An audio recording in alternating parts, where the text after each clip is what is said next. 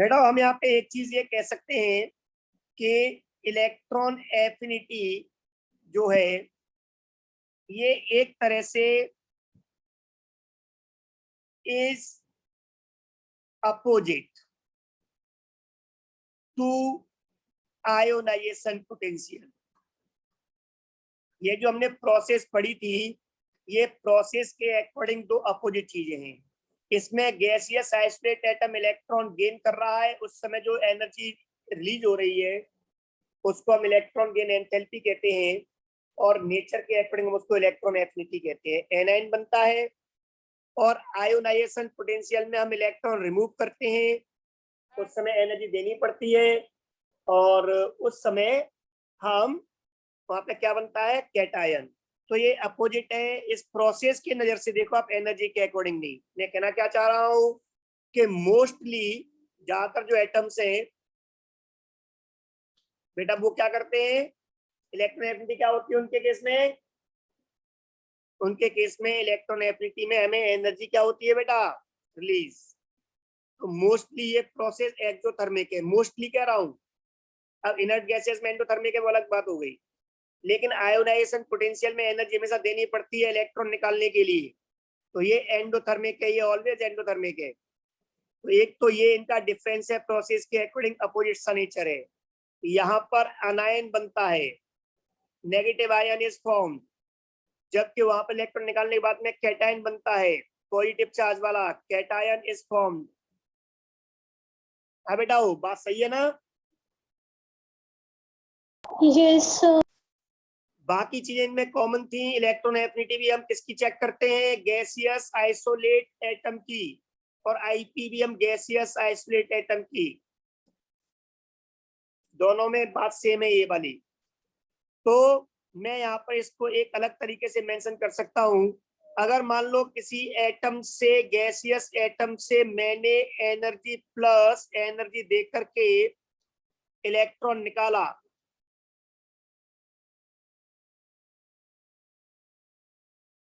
तो इस समय जो एनर्जी मैं यहाँ दे रहा हूं, इस एनर्जी को मैं आईपी कह सकता हूं। एंडोथर्मिक प्रोसेस हो गई। बोलो बेटाओ।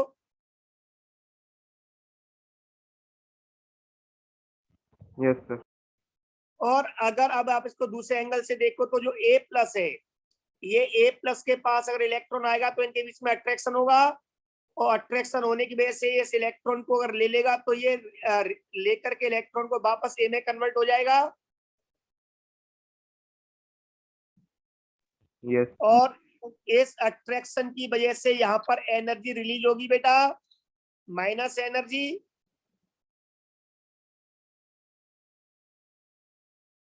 इस रिलीज हुई एनर्जी को बेटा मैं यहाँ पर इलेक्ट्रॉन गेन एंथैल्पी कह सकता हूं।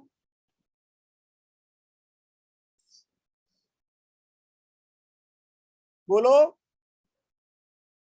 Yes sir. अंतर केवल इतना है कि आईपी किसका कहा जाएगा, ए का, क्योंकि मैंने ए को एनर्जी दी है। और इलेक्ट्रॉन गेन एंथैल्पी किसकी कही जाएगी, ए प्लस की, क्योंकि इसने इलेक्ट्रॉन लिया है तब एनर्जी रिलीज हुई है। लेकिन इस दोनों प्रोसेस में आप समझदार हो बेटा कि जितनी एनर्जी मैंने दी थी इलेक्ट्रॉन एक्सेप्ट करने पर ये उतनी ही एनर्जी तो रिलीज करेगा, सेम स्टेट में आ जाएगा ना बेटा।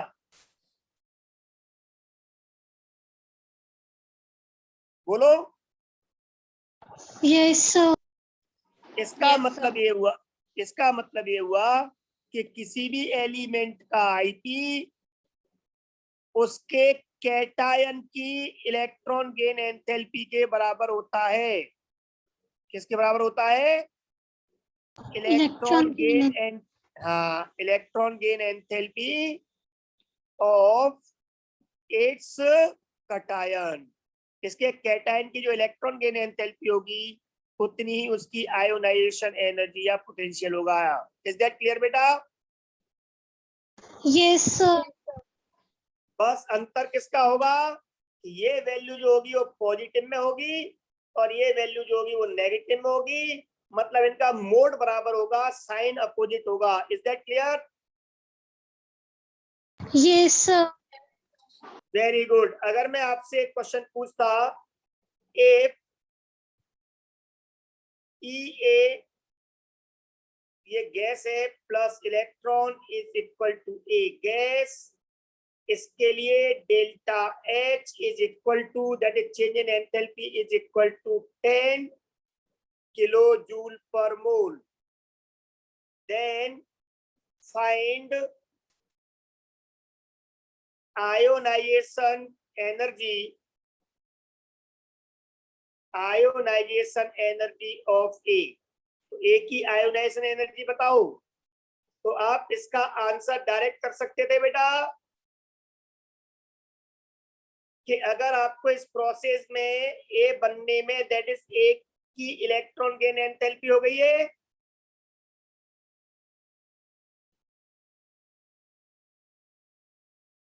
बोलो बेटाओ। Yes, sir. ए ने इलेक्ट्रॉन लिया है तो एनर्जी निकलेगी, उसको इलेक्ट्रॉन गेन एंथैल्पी कहेंगे ए प्लस की। और जो कैटायन की इलेक्ट्रॉन गेन एंथैल्पी होती है उतनी ही उसके न्यूट्रल एटम की आयोनाइजेशन एनर्जी होती है, बट साइन अपोजिट हो जाएगा। तो क्या हो जाएगा? Ionization energy of A is equal to 10 kilo joule per mole, minus हटा दोगे अब इसके आगे से। इज दैट क्लियर बेटा?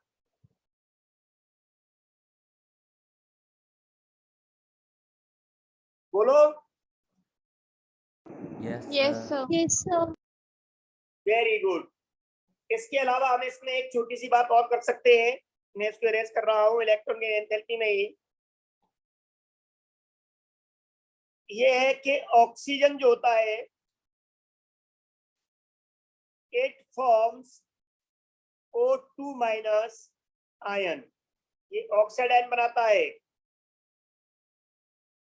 ऑल्दो जब हम लोग जानते हैं second electron gain enthalpy is positive, second electron gain enthalpy positive होती है, मतलब इलेक्ट्रॉन नहीं लेता वो, फिर भी ये दो नेगेटिव आयन क्यों बनाता है ऑक्सीजन? वाई? ऐसा क्यों होता है? ओके बेटा, ये क्वेश्चन दिमाग में आता है। तो इसका आंसर, इसका सॉल्यूशन थोड़ा आसान है, बस ध्यान दें आप लोग। जब ऑक्सीजन आइसोलेट एटम पहला इलेक्ट्रॉन लेता है और जब ये O माइनस बनाता है, उस टाइम पर इसका जो delta EGH electron gain enthalpy अगर -x जूल है, मान लो आप लोग, और अगर ये O गैस माइनस जो बना एनायन अगर ये इलेक्ट्रॉन लेगा तो इस समय O पे 2 माइनस बनेगा, लेकिन यहाँ पर डेल्टा H पॉजिटिव हो जाएगा क्योंकि सेकंड एंथैल्पी पॉजिटिव होती है। मान लो ये Y जूल है, मतलब यहाँ पर एनर्जी इसको रिक्वायर्ड है, इतनी एनर्जी मिलेगी तभी ये इलेक्ट्रॉन ले पाएगा, इसको मुझे Y जूल एनर्जी देनी पड़ेगी। तो मेरे बेटाओं क्या होता है, इस पहले प्रोसेस में ही X एनर्जी रिलीज इतनी हो चुकी होती है, -x जूल इतनी ज्यादा निकल चुकी होती है कि उससे कम चाहिए होती है। तो वो एनर्जी उसमें से कुछ पार्ट वहीं पर कंज्यूम हो जाता है, वहीं पर वो एनर्जी यूज हो जाती है नेक्स्ट इलेक्ट्रॉन को एंटर करवाने में। ओके बेटाओ? Yes, sir. तो यहाँ पर जो -x जूल जो मैंने लिया, इसकी जो वैल्यू है मोड, आप साइन मत देखो, तो ये ज्यादा होता है इस Y जूल से, इसीलिए ये एनर्जी जैसे 50 जूल निकली, यहाँ चाहिए 20 जूल, तो 50 में से 20 जूल खर्च हो जाएगी और 30 जूल तब भी उसमें रिलीज हो जाएगी। ओके बेटाओ? तो मैं यहाँ पे कह सकता हूँ कि ओवरऑल रिएक्शन जो होती है, अगर मैं इन दोनों को ऐड करके देखूं तो आप देखोगे कि इस पार्ट को मैं इससे कैंसिल कर सकता हूँ, सेम है दोनों इक्वेशंस को ऐड करने पर। तो यहाँ पे क्या होगा बेटा, यहाँ पर हम ये कह सकते हैं कि जो ऑक्सीजन एटम था जब ये 1 + 1 2 इलेक्ट्रॉन लेगा और O2 माइनस बनाएगा, ये रिएक्टेंट हो गया, 2 इलेक्ट्रॉन्स 1 and 1 2 इलेक्ट्रॉन्स, ये प्रोडक्ट हो गया, O माइनस से O माइनस कैंसिल। तो यहाँ पर जो होगा वहां पर भी delta EG electron gain enthalpy जो होगी नेट, वो भी नेगेटिव ही आएगी। नेगेटिव क्यों आएगी? क्योंकि नेगेटिव वैल्यू ज्यादा है, एक्स ज्यादा है, तब भी ओवरऑल ये एक्सोथर्मिक है, इसीलिए ऑक्सीजन अपने आप बन जाता है। दूसरी इंपॉर्टेंट बात ये है कि इसमें O2 माइनस जो है इसका ऑक्टेट भी कंप्लीट है, मतलब इसके आउटर मोस्ट में 8 इलेक्ट्रॉन्स भी हो गए, क्योंकि ऑक्सीजन के आउटर मोस्ट में 6 इलेक्ट्रॉन होते हैं, तो ऐसा होने से स्टेबल भी हो गया। Is that clear guys? Yes sir. तो अगर कोई आपसे पूछे कि सेकंड इलेक्ट्रॉन तो लिया नहीं जाता, मतलब इलेक्ट्रॉन की एनर्जी पॉजिटिव होती है, तो ऑक्सीजन को सेकंड इलेक्ट्रॉन नहीं लेना चाहिए था, दैट इज O2 माइनस नहीं बनाना चाहिए था, फिर भी क्यों बनाता है? तो आप बताओगे कि पहले इलेक्ट्रॉन लेने में इतनी ज्यादा एनर्जी रिलीज होती है कि वही एनर्जी सेकंड इलेक्ट्रॉन को ऑक्सीजन के अंदर एंटर करवाने के लिए सफिशिएंट होती है, more than sufficient. Is that clear? Yes sir. Very good. तो आप यहाँ पे लैंग्वेज में कैसे कह सकते हो? लैंग्वेज में कह सकते हो कि first EA is much more negative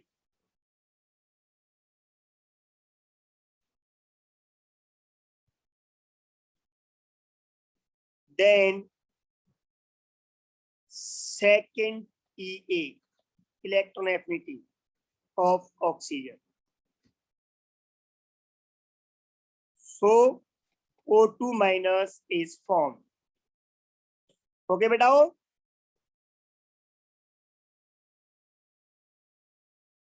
yes sir.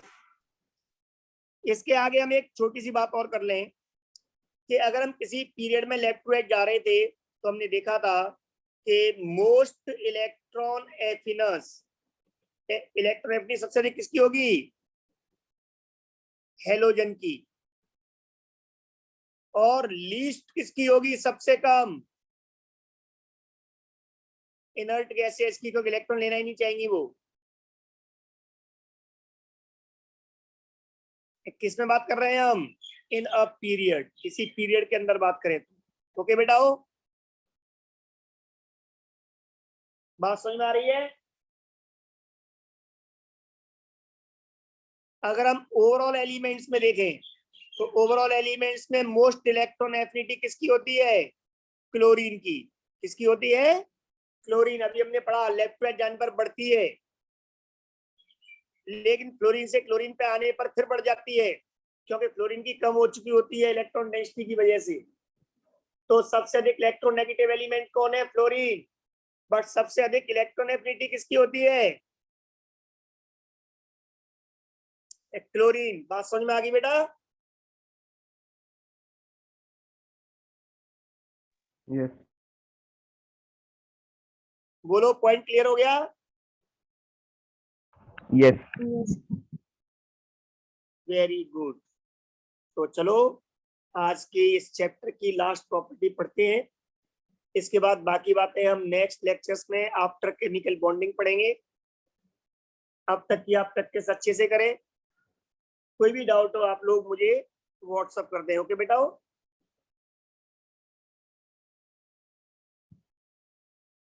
तो Okay. नेक्स्ट प्रॉपर्टी है वो है डेंसिटी। और यहाँ डेंसिटी से स्पेशली मतलब बेटा यहाँ पे एटॉमिक डेंसिटी से है, एटम की डेंसिटी, सबस्टेंस की मत समझ लेना। तो किसी भी एटम की डेंसिटी या किसी भी चीज की डेंसिटी क्या होती है आप लोग जानते हो बेटा? डेंसिटी क्या होती है? Mass by volume. जानते हैं ना आप लोग? Yes, sir. तो मेरे बेटाओं, जब किसी पीरियोडिक टेबल के अंदर हम किसी पीरियड में लेफ्ट टू राइट जाएं या ग्रुप में हम मूव करें, आप लोग एक चीज नोट करते हो हर बार चेंज होने पर कि मास बढ़ रहा होता है। लेफ्ट टू राइट जाने पर मास बढ़ रहा होता है बेटा, चाहे टॉप टू बॉटम आओ तब भी मास बढ़ रहा होता है। तो मास तो ऑलवेज इंक्रीज हो रहा है। अब बात आती है वॉल्यूम की। तो मेरे बेटा लेफ्ट टू राइट जाने पर रेडियस कम हो रही है, इसलिए वॉल्यूम क्या होगा? कम होगा। वॉल्यूम कम होगा तो डिनोमिनेटर कम होने का मतलब डेंसिटी की वैल्यू बढ़ेगी। Yes, sir. इसका मतलब ये हो गया कि अगर मैं डेंसिटी क्या होती है ये तो नहीं पढ़ना, बट अगर मुझे ये चेक करना है कि पीरियड में क्या होगा, तो डेंसिटी ऑलवेज इंक्रीजेस, डेंसिटी हमेशा इंक्रीज होती है on moving left to right in a period. किसी पीरियड में अगर आप मूव करोगे लेफ्ट टू राइट तो डेंसिटी हमेशा बढ़ेगी। और क्यों बढ़ रही है समझ में आ गया आपके? क्योंकि ड्यू टू इंक्रीज इन मास, मास तो बढ़ रहा है, एंड डिक्रीज इन वॉल्यूम, और वॉल्यूम जो है वो कम हो रहा है। तो दोनों फैक्टर सपोर्ट कर रहे हैं, मास का बढ़ना भी सपोर्ट कर रहा है, वॉल्यूम का कम होना भी सपोर्ट कर रहा है। इसलिए no exception, always density atom की बढ़ती है। इज दैट क्लियर बेटा? Yes, sir. Very good. अगर मैं अब इसी डेंसिटी की स्टडी ग्रुप में करूं तो आप लोग समझ जाओगे। ग्रुप में इस स्टडी को अगर मैं आगे बढ़ाता हूं तो आप लोग ये कह सकते हो कि डाउन द ग्रुप जाने पर मास बढ़ रहा है और वॉल्यूम भी बढ़ रहा है। आप देख रहे हो कि यहाँ पर मास भी इंक्रीज हो रहा है और वॉल्यूम भी इंक्रीज हो रहा है। लेकिन बेटा मास देखो कितना बढ़ रहा है। यहाँ पर मास बहुत तेजी से इंक्रीज होता है, जैसे सोडियम का 23, ठीक है बेटा, और मैग्नीशियम का था 24। लेफ्ट टू राइट मास बढ़ा पर कम बढ़ रहा था, लेकिन डाउन द ग्रुप आने पे सोडियम से जैसे आप पोटेशियम पे आओगे ये हो जाएगा 39, बहुत ज्यादा हो गया एकदम से। तो मास इंक्रीज हो रहा है बट ज्यादा इंक्रीज हो रहा है। बात समझ में आ गई बेटा?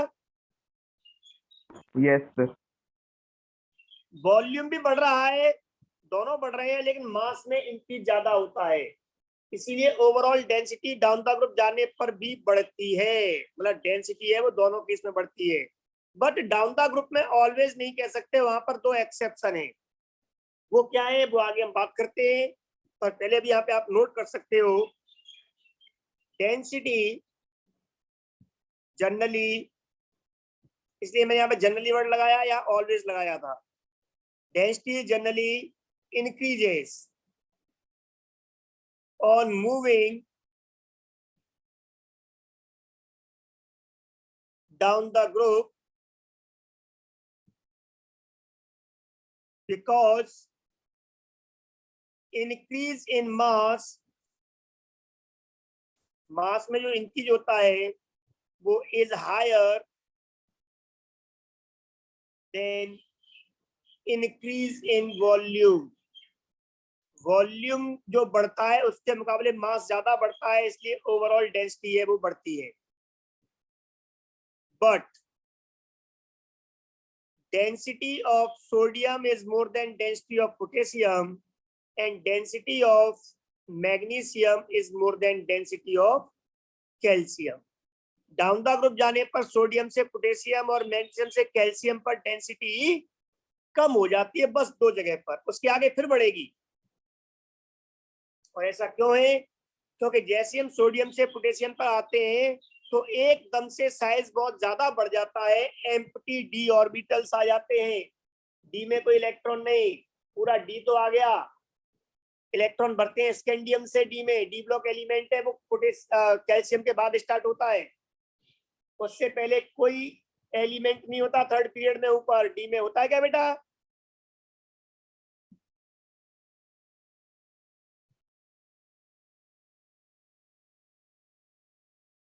बात समझ में आ रही है?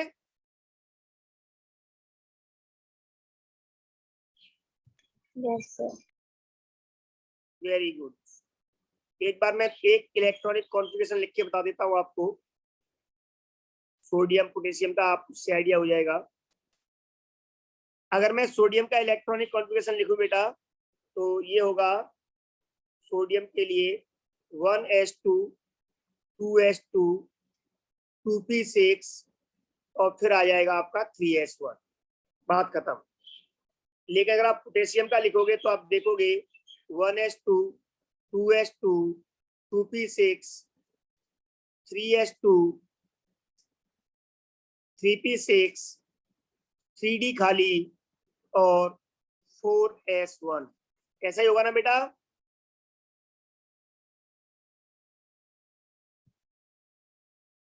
तो Yes. डी खाली आ गया, यहाँ पर डी खाली आ गया, तो इसकी Yes. वजह से वॉल्यूम, हाँ वॉल्यूम बहुत बढ़ जाता है, तो आप इसमें लिख सकते हो, लेकिन ये डेंसिटी इस तरह से होती है बिकॉज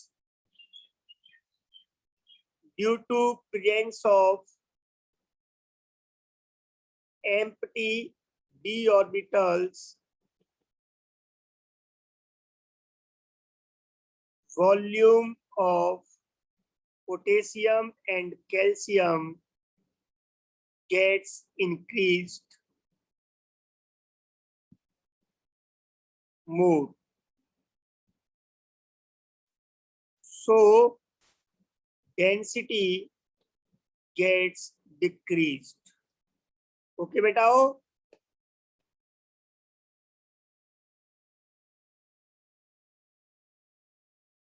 यहाँ तक पिक्चर क्लियर?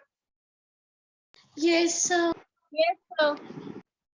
Very good. तो ये हमारा chapter periodic properties and periodic classification अब तक कंप्लीट हो चुका है। आप सारे लेक्चर्स में भी कंप्लीट हो गए। डाउट्स हो आप उससे पूछ सकते हो, और अगर रिवाइज करना हो तो आप वापस इस चैनल पे जाकर के, मेरे यूट्यूब चैनल पे जाकर के इन वीडियोस को देख सकते हो। मैं सारे क्लासरूम वाले ये जो वीडियोज हैं वो अपने चैनल पे अपलोड कर रहा हूँ, और आप वहाँ पे देख सकते हो। आपको सारे ये अपलोड जो वीडियोस हैं उनका नोटिफिकेशन मिलता रहे टाइम टू टाइम, तो आप इस चैनल को सब लोग सब्सक्राइब कर लो। ओके बेटा? Yes, sir. सब्सक्राइब करा हुआ है। नहीं किया हुआ है वो तो अच्छा है, जिन्होंने नहीं किया है वो कर लो। बेल आइकन भी दबा दो, लाइक कमेंट भी मार दो। चलो ओके बेटा, Okay, sir. Bye bye, take care. Thank you, sir. Okay बेटा, वेलकम।